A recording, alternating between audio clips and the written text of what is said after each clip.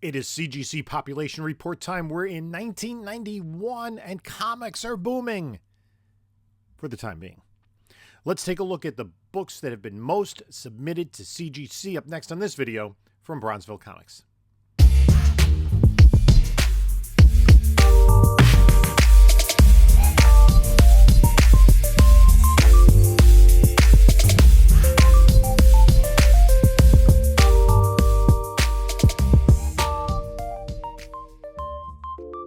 Hello, panelologists. This is Jim from Bronzeville Comics coming to you with another video. And before we get started, please like, comment, subscribe. Check out the description of this video for links to my email, my eBay store, my Instagram, and my whatnot. So we do this every week, and we've been doing it since the year 1934. We're in 1991. We take a look at the most submitted books to CGC. We count when we're talking about only blue labels. We don't include signature series. We're talking about the top 10 books. Then we make sure we cover the top 10 books for both DC and Marvel, the top most submitted books for each publisher. And if that publisher has multiple books with more than the 10th copy of the DC, we include that as well. Other keys, expensive books. And we don't really talk about value, but books that do have a lot of value we will include as well. So we're talking about the comic boom of the early 1990s. Things are getting mass-produced, huge amount of quantities. What has ended up on the CGC population report? Now, I have gathered all my data over all these episodes from cgcdata.com, but it seems as though they haven't updated their information since September 16th. Similar to the time when CGC went from the census to the population report. And I don't have any further information. If you know something, put it in the comments below. But CGC's data doesn't seem to be updating, at least they haven't for nearly 2 months. And in that time also, CGC changed the design of their population report, so it's a little bit more difficult to extract that information, perhaps. I'm not sure, but I don't think it makes a big difference in terms of where the books rank over the course of a couple months for books that are now 34 years old. So let's just count down the top 10. We have a lot of books to go through, and we want to get to them and give them all their due. So we're going to start with number 10, hashtag Swagglehos. Number 10 is Dark Hawk #1 by Danny Fingeroth and Mike Manley. This is the origin and first appearance of Dark Hawk, a series that ran for 50 issues and was really emblematic of this time in Marvel. New series coming out, new characters, largely produced. The value hasn't really held up because the characters, I mean, we haven't seen Dark Hawk in the MCU, for instance. He has had other appearances in other series over the years, but his popularity hasn't held up the number of copies that exist. And the number of copies on the population report for Dark Hawk #1, blue label, 4,451. Number 9 on the list is Spider-Man #13 by Todd McFarlane. All right, McFarlane had left Amazing Spider-Man, started a new Spider-Man series, and this cover is, it says he's homaging himself. It's basically the cover of issue #1, but Spidey in the black suit. And that's like the popularity of it. You know, there are a lot of people, we will touch on this much later on this list, that like to collect either homages to Amazing Spider-Man 300 or Spider-Man 1. This is one of them. Again, large print run on these. There are a lot of these out there, which will lend to a lot of them being graded, but also means the demand for them may not be as high as the supply. 4,758 copies. Number 8 on our list is Amazing Spider-Man 344 by Dave Michelini. Art by Eric Larson and Randy Emberlin. Larson had taken over the art duties on Spider-Man at this time. And this is the first appearance of Cletus Cassidy, who would later become Carnage. This book got really hot around the time of the Venom 2 movie with Woody Harrelson starring as Carnage, which coincided with the comic boom of the early 2020s. So a lot of these have gotten graded. Total on blue labels of 4,828. Number 7 on our list is X-Force number 2. There are a lot of copies of this out there. It is the second appearance of Deadpool. Fabian Nicienza did the story, and Rob Liefeld did the cover and art. This ranks much higher than X-Force number 1, which has a lot of copies out there in all different poly bags. Maybe people don't want to take the Deadpool card out of the poly bag, or maybe they just want the Deadpool card. I don't know. There are cards in there with the poly bag. But second appearance of Deadpool, 5,943 copies. Coming in number 6 on the list is Marvel Comics Presents number 72, covered by Barry Windsor Smith. Now, Marvel Comics Presents was an anthology title that usually had 4 stories in each issue with no ads. So there's also art on the back cover. This is the start of the Weapon X storyline, which details part of Wolverine's origin. And Wolverine was a headliner for many of these issues, starting with issue number 1. And at times it was other, like Colossus and Cyclops both had their runs. And you can see here in the Marvel box, Red Wolf is the character there. So there would be other characters, be it, Black Goliath or Shang-Chi, characters that didn't have their own comics, but probably to see if there was interest in the character, also to preserve the trademark. This book, lead Wolverine, it's going to sell, and you get the other characters in there as well. 6,132 copies. Number 5 on the list is X-Men number 1. This is the special collector's edition. It was a gatefold cover that basically was it included all the covers, standard covers of issue number 1, which we'll talk about in a minute. This is delineated differently on the CGC census or the population report as the special collector's edition. X-Men number 1, the most copies of any comic book sold in history, and these are a lot of them.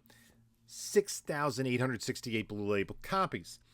We go to number 4 on our list, and it's Uncanny X-Men 282, the first cameo appearance of Bishop, who's featured prominently on the cover. Will Portasio and John Byrne did the story. Portasio and Art Thibert did the art. 283 is his first appearance, but that is not as popular a book among collectors. It's not submitted as much to CGC, and it doesn't. It has a little bit. This book has a little bit more value than 283. Bishop, of course, became a popular character through the animated series of the 1990s. This has a total of 8,949 copies. Number 3 is Infinity Gauntlet number 1. Jim Starlin did the story. George Perez did the art and the cover. Of course, elements of this were adapted into Infinity War and Endgame, but Starlin included characters like Silver Surfer and Mephisto that were not in the original story. And you can see here, Thanos has the Infinity Gauntlet with all the stones, because in the comic books, Thanos was in love with Death. Right? Death was a character in the Marvel comics. I don't think it would have come across as well on film. This has 9,089 copies. Number 2 on the list is X-Men number 1. Now, this count includes 4 different covers.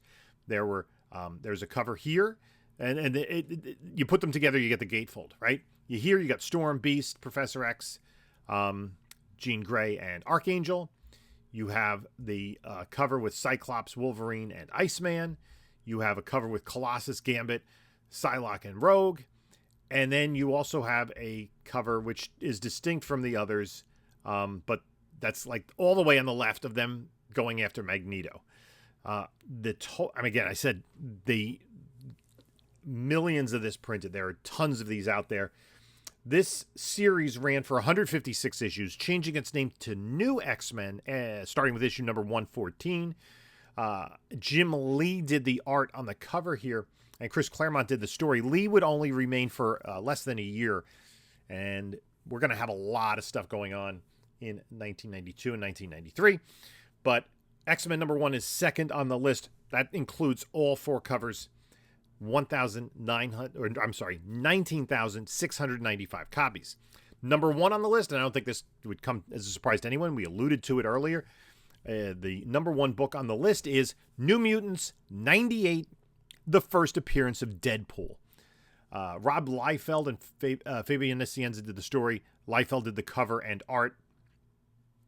It's also the first appearance of Gideon and Copycat as Domino. So this is one of the huge collectibles from this period in time, from the late Copper Age. And it wasn't for a while, but the films have made Deadpool such a household name. He's been a popular character in the comics for a while, but it was the Ryan Reynolds films, and the one that he kind of had to really push to get made. The studios weren't really interested in Deadpool. Deadpool is, of course, we'll talk about another character later on this list, is essentially a copy of Deathstroke. Deathstroke is Slade Wilson. This is Wade Wilson. There's a very similar visual element, although Deadpool has more pouches. The total number of copies on the census for New Mutants 98 is 27,052. So that rounds out our top 10, which is all Marvel. An entirety of Marvel list. So now we got to find the other publishers, including DC, but we're going to have to wade through quite a bit because I don't know what was going on in DC this time, but there aren't a lot of books high on the list. To go past the top 10, to get to something that isn't Marvel, we have to go all the way down to number 32 on the list. And that is from Valiant Comics, Magnus Robot Fighter #1. Jim Shooter did the story. Art Nichols and Bob Layton did the art and the cover, and this included trading cards. So, Valiant launched in 1989. Most of the publishing they did before was in relation to Nintendo video games, like Legend of Zelda and Super Mario Brothers. They also had an agreement with the World Wrestling Federation to do wrestling-related comic books. But Jim Shooter, who'd been the editor-in-chief of Marvel, left and teamed up with a lawyer, Steve Masarski. They wanted to purchase Marvel. That didn't go through, so Shooter said, let's just start our own company. And this line of comics began around getting the rights to some characters that had been produced by Western/Gold Key in the 1960s. And the first comic that they produced based on Magnus Robot Fighter is this issue #1. The book ran for 64 issues. And again, Valiant, 90s boom. There are a lot of them out there. Not worth an awful lot. Some of the books are that introduce new characters. And there are definitely hardcore, devoted Valiant collectors. Notice that we haven't even gotten to DC yet, and it's going to be a minute before we get to DC. Magnus Robot Fighter #1, 1,184. Also from Valiant is our next book, Solar Man of the Atom #1, based on Dr. Solar, who was published by Western Del Gold Key in the 1960s. Jim Shooter did the story, Don Perlin and Bob Layton did the art, and Barry Windsor Smith did the cover. So Layton and Windsor Smith, a couple of the artists, also Perlin, that Shooter got to come over from Marvel for this new venture. This ran for 60 issues, and there are a total of 1,084 copies in the population report. Our next book is an interesting one, and this is from Malibu Eternity, and it's Evil Ernie #1 by Brian Pulido with Steve Hughes art. Eric Mache did the cover. Origin and first appearance of Evil Ernie. It's also the first appearance of Lady Death. These have become characters that have been very popular over the years, horror characters. Again, Brian Pulido, the creator. And there are collectors seek this out. There are quite a few of them out there to be this high on the list. And the total census count is 994. Go back to Valiant for Solar Man of the Atom #3, the first appearance of Toyo Harada and Thumper. Barry Windsor Smith did the cover and did a 10-page insert. 916 copies on the census. Our next book is from Sega. And this is a somewhat problematic one. It is Sonic the Hedgehog promotional supplement #1. Francis Mao did the story, cover, and art. So this is based on the incredibly popular video game character, right? The first Sonic game was released by Sega in 1991. And Sega really wanted to, and did use Sonic as a mascot for their company, similar to, Mario with Nintendo. So a popular series on the Genesis system of video games. There was an animated series, Adventures of Sonic the Hedgehog, in 93. And of course, then he got to, much like Deadpool, another layer of popularity with the 2020 film that there have been, 2 sequels of? Starring James Marsden. So here's the problem with this, right? It was distributed as a promotional insert by itself, but it was also an insert into DC Comics in December of that month. And there's no way to distinguish the two. So a lot of people just pull this out of the DC comic and get it graded. And if you save your comics well, and most of the DC comics aren't really worth much, you have a shot of getting a very high grade on this. I guess it is what it is. Wouldn't Staples have something to do with that? Or was it because either the supplement by itself didn't have staples, which means it didn't have staple holes, but the ones included in the DC Comics would have staple holes, or it had staples, and when you pull the insert out of the DC Comics, I guess you just take the staple and replace it from the main book and leave the DC comic, all those wraps without a staple. I don't know. If you know more about any way to distinguish these two, leave it in the comments below. There are 887 copies on the census. Going back to Valiant, it is Magnus Robot Fighter number 5, which is a flip book with Rye number 1 is the first appearance of Rye. So you'll see the Rye number 1 upside down in the back of the slab. I think you can request to have this be the front of the slab. Potentially the CGC would do that. Regardless, 840 copies on the census. Let's go to the top book from Dark Horse. It is Star Wars Dark Empire number 1 by Tom Beach Story. Cam Kennedy did the art and Dave Dorman did the cover. This is the first Dark Horse Star Wars comic book after they acquired the rights. Now, this is still several years prior to the release of The Phantom Menace. So Star Wars is kind of like in this limbo area. Been a number of years since the Marvel series ended, so this is the first time we're getting new comic book with Star Wars. There are a few books that introduce new characters that have become canon in the Dark Horse run. They had the rights, through the second trilogy of movies and maintained a little bit thereafter. This clocks in with 784 copies. Our top DC book. We're all the way down at number 50 to get our top DC book. And this is Deathstroke the Terminator number 1. Marv Wolfman did the story. Steve Irwin and Will Blyberg did the art. And Mike Zeck did the cover. Didn't do a lot of DC work, but this was one of them. This book changed titles a couple of times. Ran in total for 60 issues. The character was introduced in New Teen Titans number 2. There are 739 copies on the census. The top book from Wizard Publications is Wizard number 1, with this cover of Spider-Man dressed as a wizard by Todd McFarlane. Wizard is popular. It ran for 235 issues, but really what drives this is it's a McFarlane cover of Spider-Man. The newsstand is very pricey.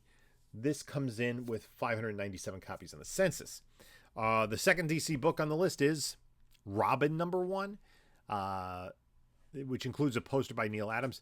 Chuck Dixon did the story. Tom Lyle and Bob Smith did the art. And Brian Boland produced the cover.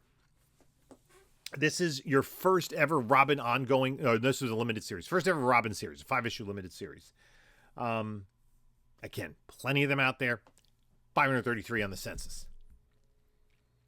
From DC Dark Horse co-production is Batman vs. Predator number 1. Dave Gibbons did the story. The Kubert brothers did the art, and Chris Warner did the cover. There are a couple of other covers to this as well, but this is the main cover. And we ended up with 3. We ended up with at least 2 or 3 Batman Predator series. This one has a total of 460 copies in the census. Also from Dark Horse is Tank Girl #1.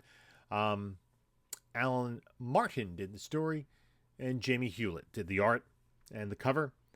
Character premiered in British magazines earlier on, comes to the U.S., eventually had that movie with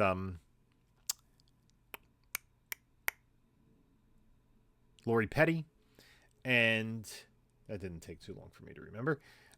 Comes in with 444 copies.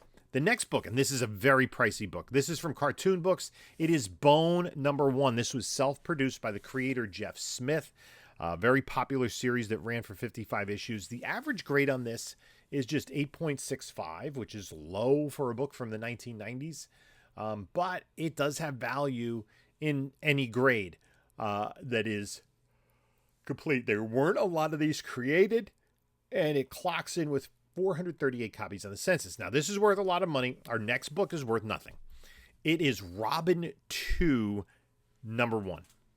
So another Robin miniseries in the same year.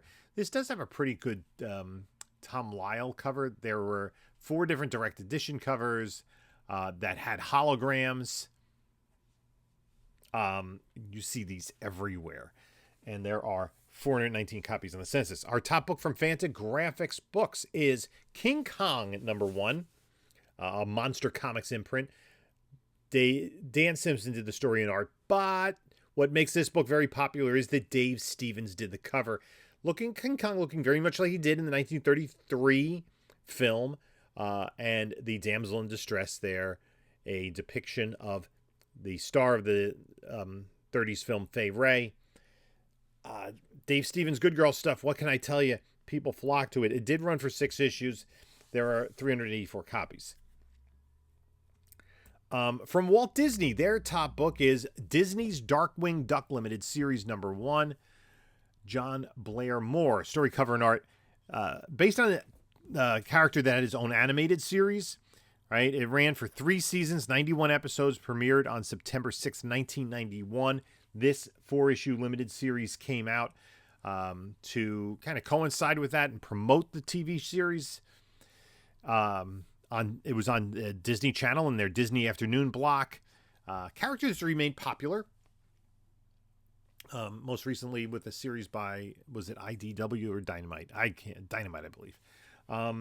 There are 370 copies on the census. The 4th book from DC is Sandman #22 by Neil Gaiman. Kelly Jones, Malcolm Jones III, interior, and Dave McKean did the cover. This is the first appearance of Daniel, who is eventually, spoiler warning, the successor to Morbius. 365 copies on the census.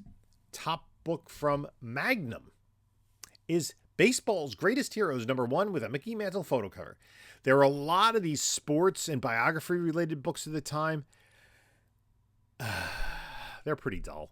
It's a good thing it's a photo cover because usually the artwork wasn't particularly good. This clocks in with 335 copies on the census. Going back to DC is Superman the Man of Steel #1. Louise Simonson did this story. Dan Jurgens, Tom Grummett, Bob McLeod, art, John Bogdanove cover. This series ran for 134 issues. Just another Superman series already in action. And Superman out there. And Adventures of Superman? Yep. Was there. So this becomes like the 4th main Superman title. There are 302 copies on the census. From Valiant, going back there, is Magnus Robot Fighter #7. First appearance of the Exo armor. And it's a flip book with Rye #3. There are 296 copies on the census. Sticking with Valiant. 6th on their list, Adventures of the Super Mario Brothers #1. Series ran for 9 issues. And there are Captain N backups in this. This has a total of 276 copies. Going back, sticking with Valiant. Magnus Robot Fighter #2. No key significance. 242 copies. The top book from Mirage is Teenage Mutant Ninja Turtles #37. Rick McCallum and Bill Anderson doing the work on this one. And it has a total of 39 copies on the population report. We're going to revisit, first we're going to go to Dark Horse. And Dark Horse presents 5th anniversary special, no number, cover by Frank Miller. And this is the first appearance of Sin City, which Frank Miller took to Dark Horse Presents, issues 51 to 62. Very popular series, produced a film directed by Robert Rodriguez in 2005 and a sequel in 2014. One of, I think specifically for this period of time, one of Miller's most well-recognized and regarded works. 222 copies. That ties it with Legend of Zelda #1 from Valiant. This is the second printing. It's a $1.50 cover price. This also has 222 copies. Back to cartoon books, Bone #2, 220 copies. From Valiant, Magnus Robot Fighter #4, 219 copies. The top book from Harvey is Beetlejuice #1. This was a one-shot. Angelo De Cesare did the story. Under Cologne, Frank Hill, and Dave Manick did the art. Based on, well, originally there was the Beetlejuice film from 1988, but from 1989 to 1991, there were 94 episodes of Beetlejuice animated series, which is what this comic book comes from. 200 copies on the census. The 6th DC book is Aquaman #1. Kevin Maguire and Joe Rubinstein did the cover. This is the 4th volume of Aquaman comics, the 4th #1, 197 copies. Sticking with DC for a minute is Sandman #25.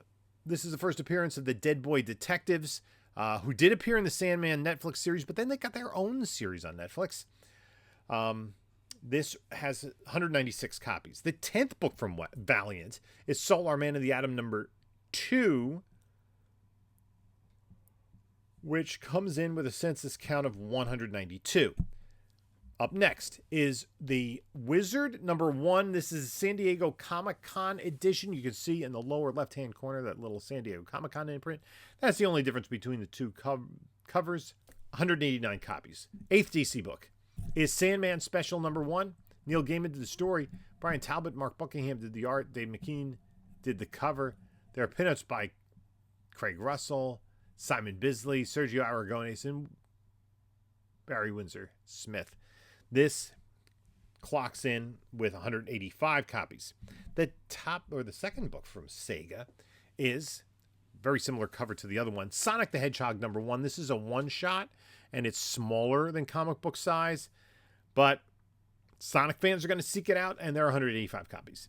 9th DC book is War of the Gods #1. George Perez story, cover, and with Cynthia Martin did the art. So George Perez, the triple threat here. And it comes out the same year that he did Infinity Gauntlet. And you can just look at the number of characters here on the cover. This was DC's big crossover event for the year. There are 184 copies on the census. Another one from Cartoon Books is Bone #3. This has 180 copies on the census. From Innovation is Nightmares on Elm Street #1. Andy Bangles did the story. Tom Harris did the art. And Miles Trevis did the cover. Very gothic looking cover. There was the 1984 Nightmare on Elm Street, directed by Wes Craven, and starred Robert Englund as Freddy Krueger, the killer monster from your dreams, who is depicted here on the cover. And this has a total of 179 copies in the census. Another Harvey book is Back to the Future #1. Dwayne McDuffie did the story, and Gil Kane did the cover. Nelson Dewey and Ken Selig did the interior art. There was the 1985 film that was the first part of a trilogy, Back to the Future, by Robert Zemeckis, starring Michael J. Fox and Christopher Lloyd. This, much like Beetlejuice, is more directly based on the CBS Saturday morning TV series that ran from September of 91 to 92 for 26 episodes, and Christopher Lloyd did provide his voice for that role. Michael J. Fox did not. He was probably a little bit busy making other movies. This has a total copy of 178 copies on the census. Back to Dark Horse. It is Mask #1. Mask had originally appeared like 4 years earlier in... Was it... I think it was Dark Horse Presents. Of course, Jim Carrey played the role in the movies. This has 168 copies in the census. Another Mirage book, Teenage Mutant Ninja Turtles number 35. Mike Zulli did the story, cover, and art. 164 copies. From Piranha Press, which is part of DC, is Prince Alter Ego number 1 with this Brian Boland cover, and it is a story about the musical performer Prince. 158 copies in the census. Another Mirage book, Teenage Mutant Ninja Turtles number 41. Matt Hallworth did the story, cover, and art. 156 copies on the census. Finally, the 10th DC book on the list. It is Superman number 53 by Jerry Ordway. This classic American flag cover. 154 copies on the census, which ties it with Cry for Dawn number 5. Joseph Michael Listener did the story, cover, and art. Popular amongst a certain segment of collectors. This is the top book from CFD Publications. 154 copies. We're going to go back to DC for one more minute because we have a book of note in terms of its value and its difficulty to find. This is Robin number 1, which we talked about earlier, but this is the second print newsstand. Now you can tell the second print of Robin number 1 by that, I guess, that burst where it says the adventure begins on the right-hand side right above the Comics Code stamp. Harder to find in direct, very hard to find in newsstand. Yeah, much like the Batman 457, where the newsstand second print is worth considerably more than direct second print, because it's unusual to get a newsstand second print. This one has 145 copies on the census. We're halfway through in terms of the number of books I wanted to cover. Our next book is from Dark Horse Harris. This is Vampirella Morning in America. Michael William Kaluta just doing a gorgeous Vampirella cover. The cover would look great even without her in it, to be honest with you. This has 112 copies on the census. From North Star Publishing is Leatherface number 1, with a cover by Dave Dorman, based on the character who was in the Texas Chainsaw Massacre film from 1974, directed by Tobe Hooper. This would run 4 issues, and there are 108 copies on the census. From Now Comics, their top book is Married with Children, Volume 2, number 1.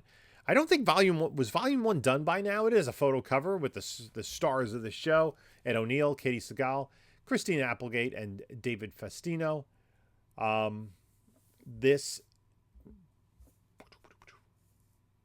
is the second volume from Now. Now I've done the first volume. Top book from Eclipse is Miracle Man number 22 by Neil Gaiman and Mark Buckingham, with cover by Dave McKean. Miracle Man, once Alan Moore left, after the first 16 issues, the last 8 issues took 4 years to come out. So they were coming out few and far between when Neil Gaiman was doing it. This jumps in with a census count of 88. From Slave Labor Graphics is Milk and Cheese number 1. This is the first title devoted to Milk and Cheese, with Evan Dorkin doing the story, cover, and art. 86 copies on the census. The top Archie book, and there's a tie. It's Teenage Mutant Ninja Turtles Adventures number 23, which is standard run of the book.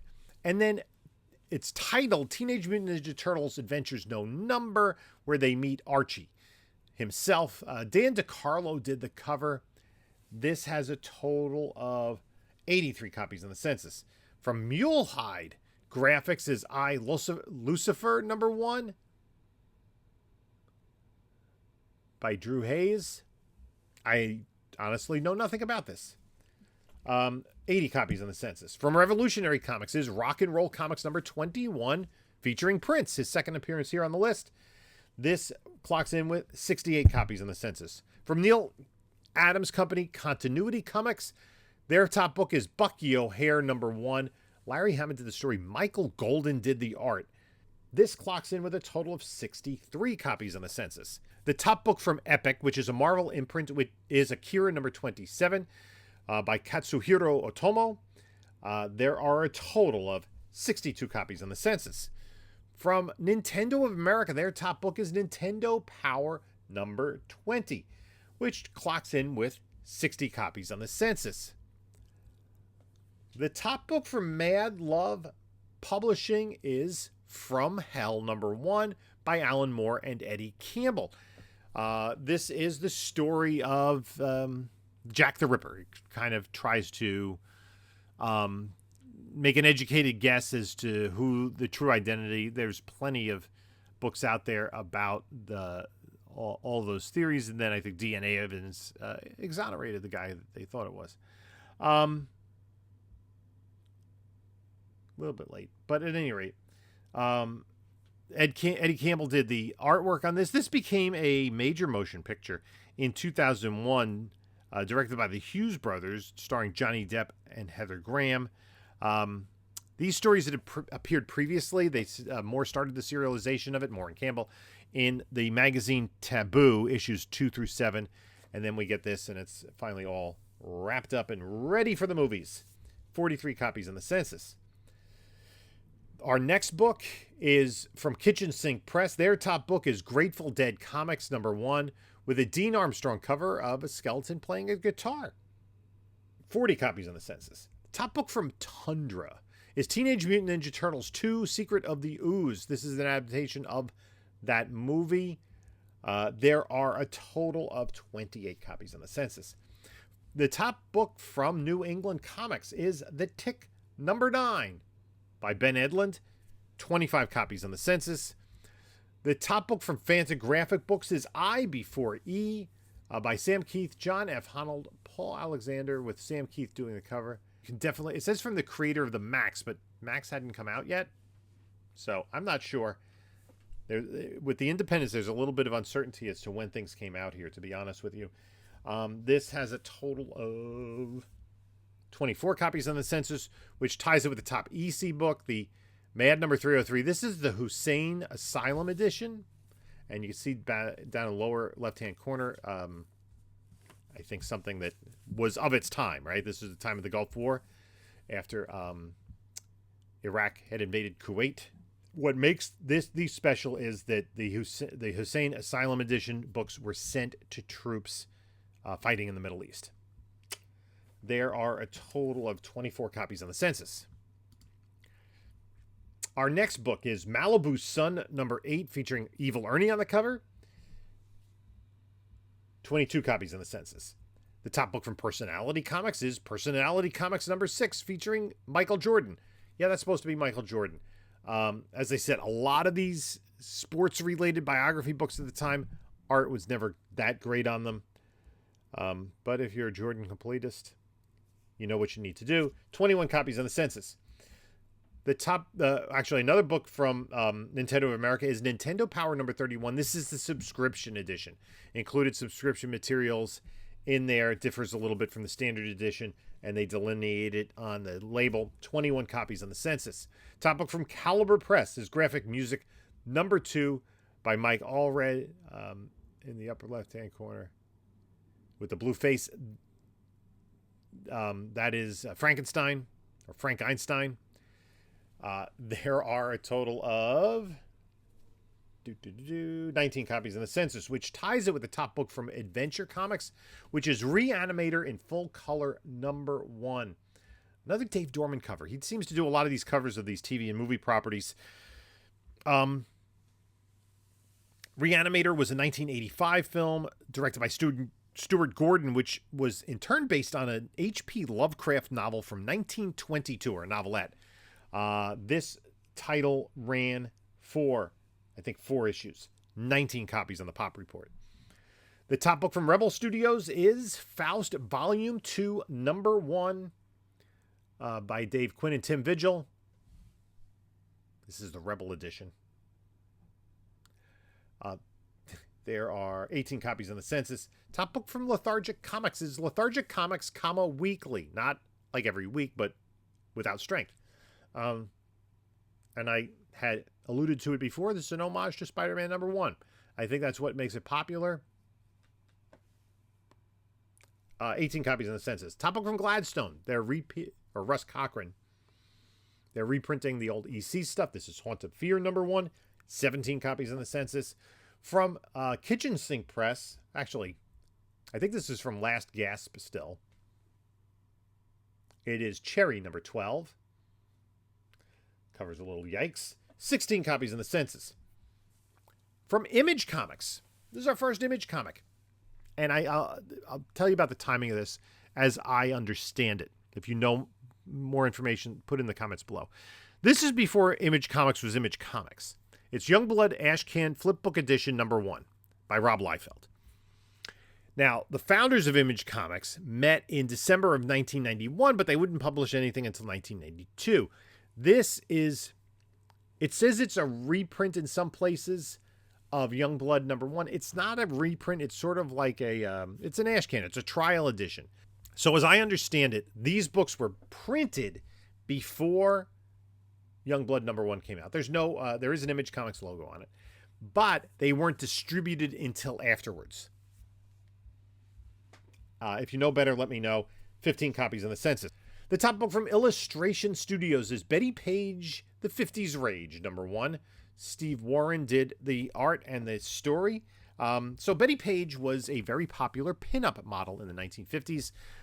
She did some somewhat revealing things, but the laws about what could be shown, what could be photographed and printed were a little more Victorian than they are now. She did appear on TV. She was on an episode of Jackie Gleason show. Some of her content was kind of S&M/bondage related. And she was in an issue in Check's notes. January 1955 issue of Playboy magazine. By the late 1950s, she had retired, was working for Billy Graham as an evangelist, supposedly. Did come back. And it was Dave Stevens who popularized Betty Page. There's a lot of Betty Page stuff coming out around this time. Both illustrations or reprints of photos that she had been in. This clocks in with 14 copies in the census, tying it with the top book from Aircell Comics, which is Debbie Does Dallas #1. This was based on the 1978 pornographic film starring Bambi Woods, and the book itself is pornographic. Moving along. Also 14 copies in the census. The top book from Bruce Hamilton Publishing is Dread of Night #1, which included a lot of top artists. The cover is by L.B. Cole. We talked about him still being alive and doing work at this point in time. I think this is his last work, if I'm not mistaken. And there are a total of 14 copies. That ties it with the top book from First Comics, Lone Wolf and Cub #45. I think this ran 50 issues, and this was it. This was the last year that First Comics was in business, so last time we're going to talk about First Comics. Goodbye to First. 14 copies. Top book from DC's Impact line, right? These are DC Comics, but it was the Impact line which brought back, reused the Archie MLJ characters, the superhero line. The Comet, I think, was the first one that came out. You also had the Jaguar and Shield and so on and so forth.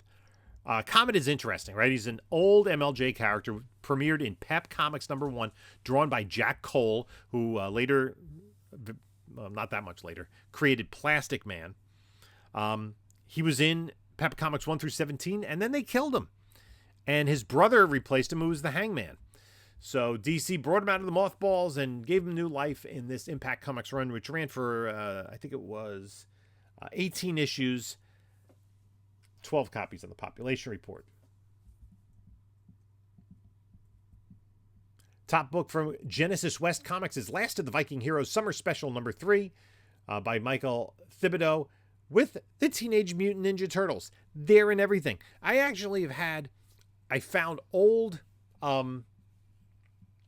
comic book back issue catalogs from big back issue sellers. One of them had a TMNT cover, and I put it on eBay, and it sold quickly. Turtles lovers love anything Turtles. This falls under that banner, 12 copies. Top book from Fantico Enterprises is Night of the Living Dead Prelude. This is an adaptation of the 1968 horror classic by George Romero. There are 12 copies in the Population Report. Top book from Comico is Elemental Sex Special #1. I don't know. I don't know what she's doing with the dolphin. Moving right along, 10 copies. Top book from World of Fandom is Ratfink #2. 10 copies. The top book from 3D Zone is Betty Page 3D Comics #1. Talking about Betty Page's popularity, 10 copies. Top book from Eros is Butterscotch #2 by Milo Manara. 9 copies. From Millennium is Doc Savage, The Man of Bronze #1. Brian Stelfreeze did the cover. This ran for just 4 issues. Millennium was doing a lot of these properties that they had the rights to at the time. Did they do The Shadow as well? They might have, like Pulp and old TV shows and that kind of thing, which a number of different publishers, like Adventure and Innovation were doing. This clocks in with 9 copies. The top book from Vortex Comics is Daytona Special #1, the Daytona 500 story. Vortex, they had they were doing like NASCAR related books, Legends of NASCAR, I think it was. They did this as a one shot, 8 copies. From Otamica Press is A1 #5. William Stout did the cover, 5 copies. From Eternity is Puppet Master, Children of the Puppet Master #1, based on the Puppet Master movie. Glenn Lumsden did the cover and art, 5 copies.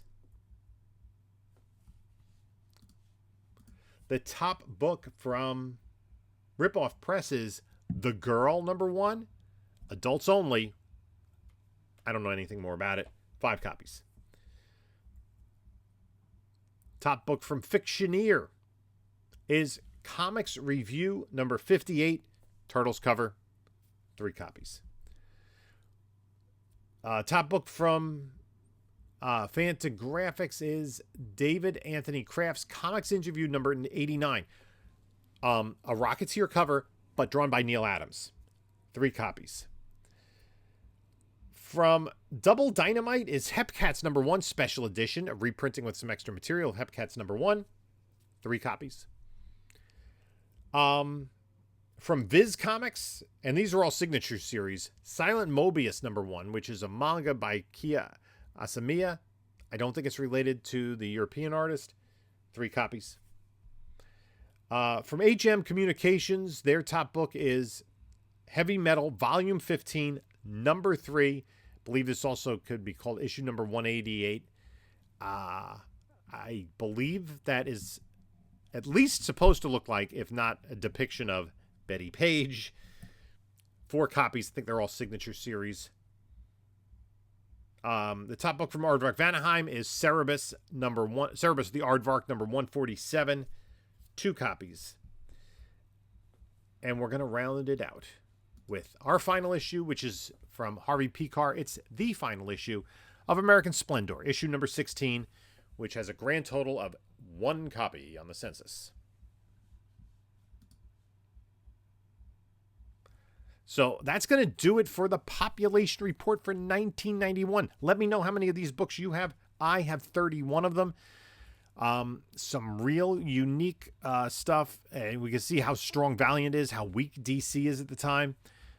We are nearing the burst of a bubble. That's going to be interesting to see what happens after that. But we'll be back next week with the episode for 1992. I'd like to thank you for stopping by. In the meantime, if you enjoyed these videos, there's a whole playlist. You can take a look at a couple of my other videos here. And this is Jim saying until next time, enjoy your comics.